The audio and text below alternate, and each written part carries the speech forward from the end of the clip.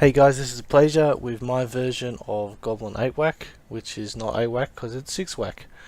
This is slightly budget. The idea is not to make a bunch of tokens like some other ones. It's to make your goblins bigger.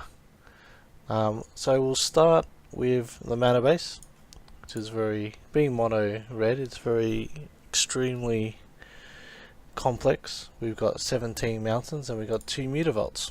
Mutavaults can turn into all creature types, so that includes goblins. Right, so we start off with our 1-drops. Foundry Street Denizen.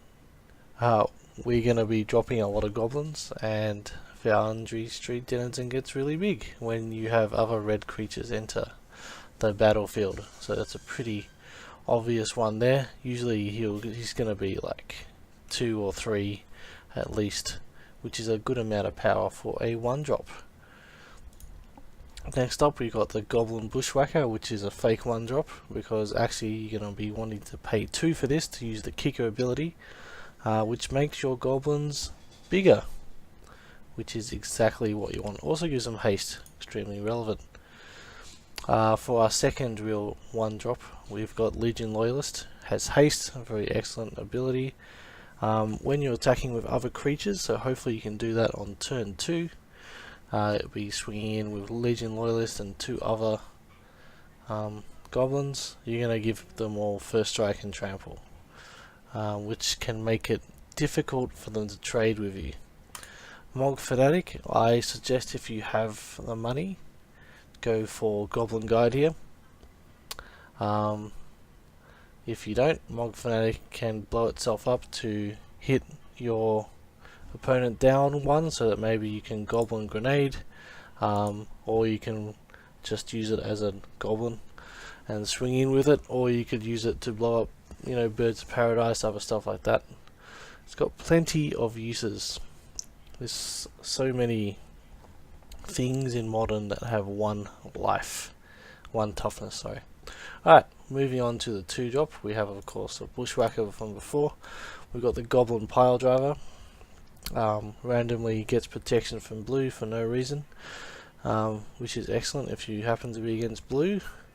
When you attack, all your other goblins make the pile drive bigger.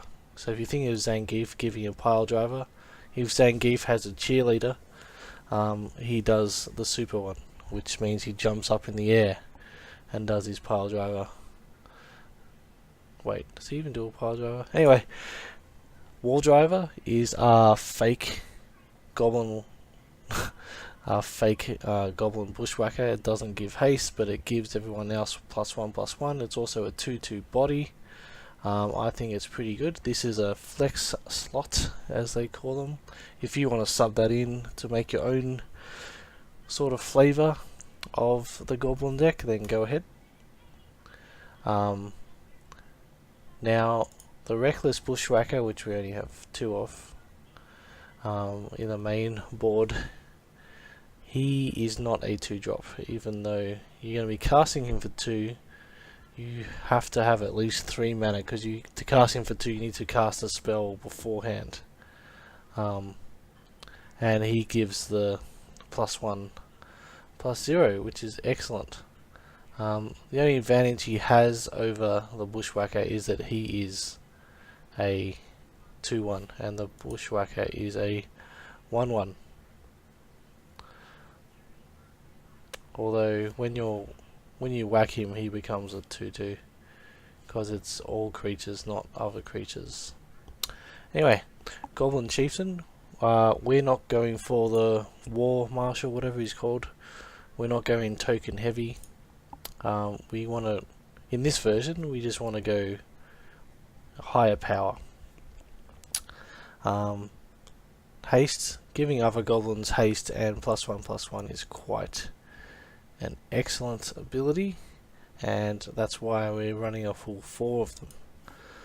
Goblin Rabble Master is going to 90% of the time be extremely annoying for your opponent to deal with, and the other 10% of the time it'll cause you to lose the game. But I like to go sort of like all in with goblins, so this is a sort of an all in card. If they don't deal with the Goblin Rabble Master, they're probably going to be run over really quickly. Alright, so we talked about Bushwhacker. Tuck Tuck the Explorer is our super spice tech.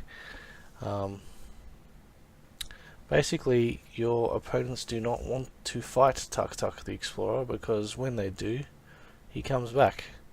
And he comes back as a 5/5 goblin, which is probably going to be a 6/6 goblin with haste.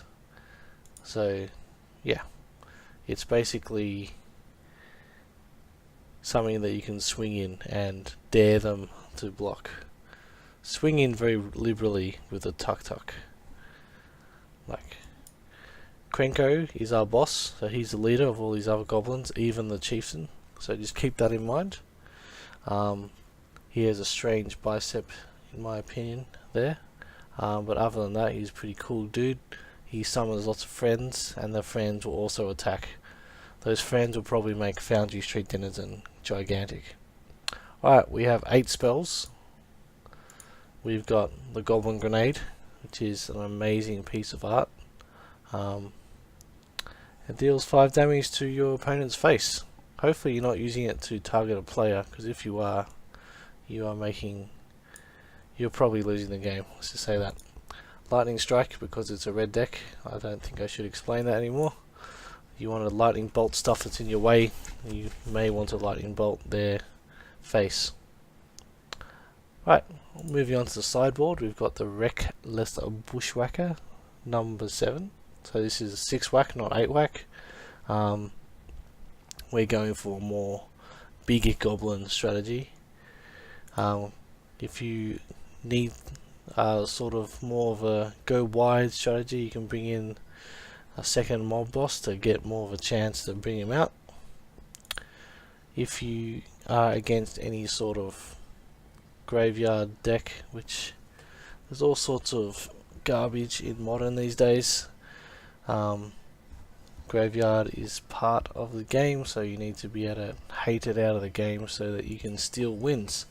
Forked Bolt, if they have lots of 1 toughness creatures, you can mess them up and make them upset, I guess. Shattering Spree is a way to kill a lot of artifacts very quickly. Dragon's Claw lets you win for free against burn.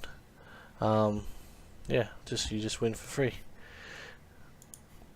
Smash the Smithereens is an excellent way to kill artifacts because it deals 3 damage to them. So you get to kill an artifact and you get to lightning bolt them in the face for 2 mana, which is an excellent deal.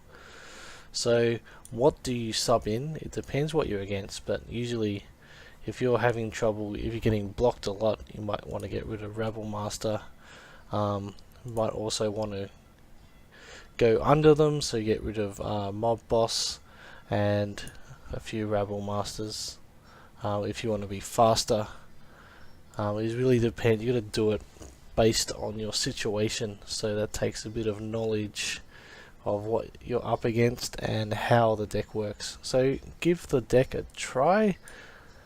This is a slightly budget version. I'm going to give this a whirl in my last league before I cash out of Magic the Gathering Online, because I have a local game store now, and so hopefully I can get a great card from going 5-0. That'll probably not happen because, as we all know, Modern these days is full of unfair stuff, and these days a Goblin deck is just a bit too fair for Modern, which, considering how strong and how early you can win with Goblins, is a bit ridiculous that you're considered a fair deck. But there we go. That's Modern these days. Everyone enjoys this format, probably except for me. So I'll see you in the league.